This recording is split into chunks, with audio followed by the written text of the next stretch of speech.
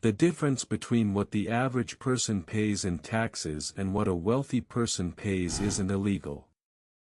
It's not even unethical. It's just knowledge. And today, I'm sharing that knowledge for free. Tax strategy isn't about cheating the system.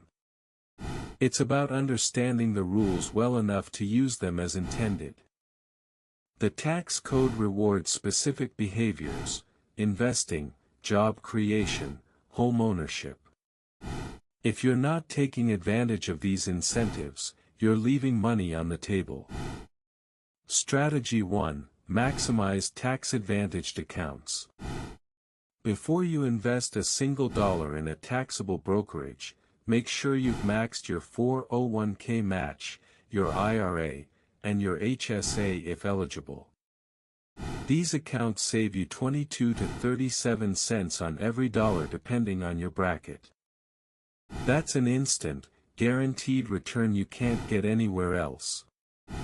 Strategy 2: Understand the difference between income types. Earned income is taxed the highest. Long-term capital gains are taxed the lowest. Every dollar you can shift from earned income to capital gains saves you 15 to 20%.